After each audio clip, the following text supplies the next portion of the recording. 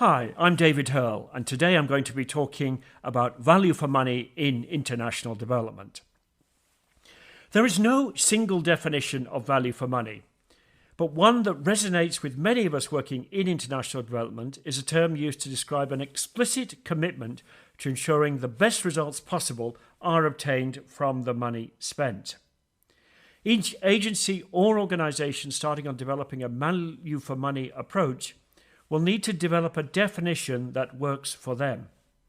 What is universal is that the organisations implementing projects and programs are accountable to the funding agency and stakeholders.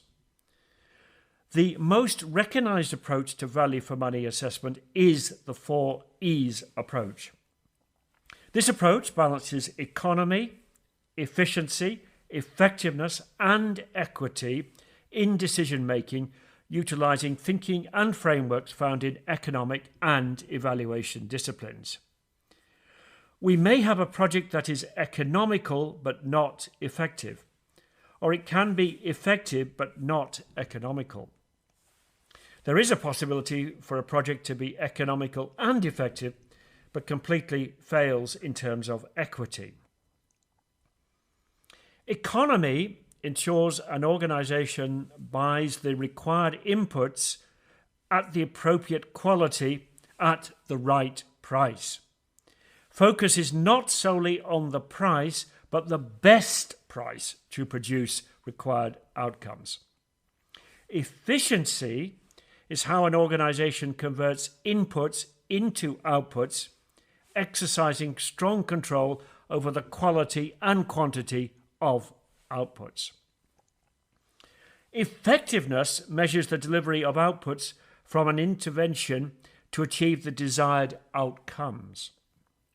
Equity, along with providing efficient delivery and cost-effective outcomes, the benefits must be distributed equitably. The disadvantage of considering all the E's, it stops us falling into the trap some make of considering value for money reporting on just the financials.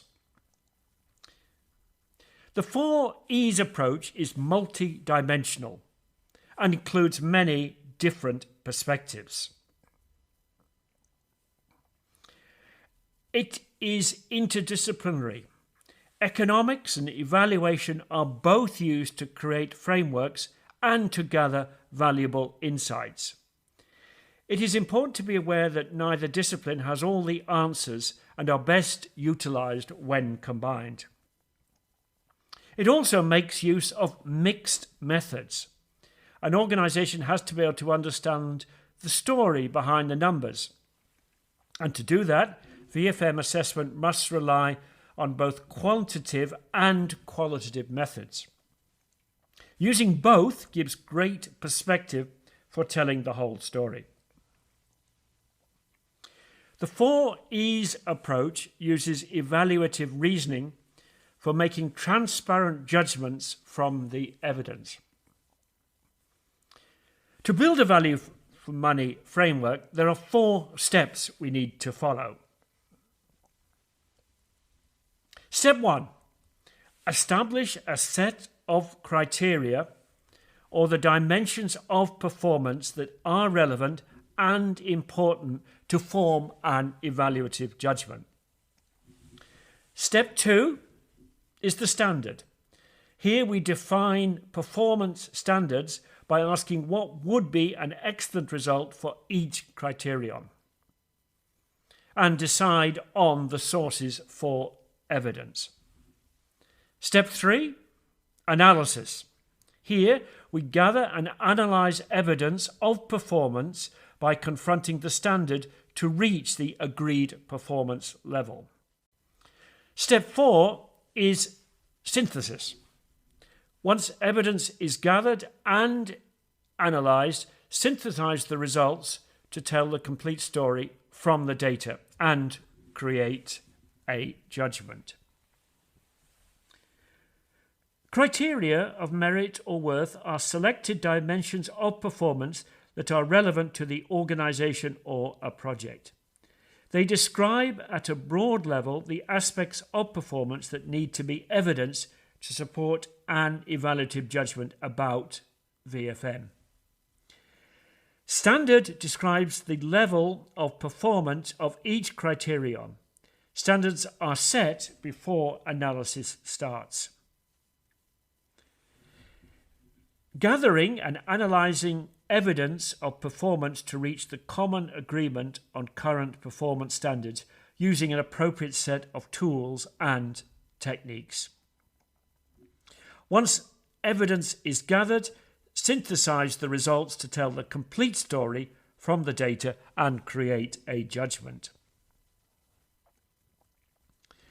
The 4E's approach requires evidence to determine VFM, or value for money, of the organisation or a programme. And evidence can be found from many sources and methods.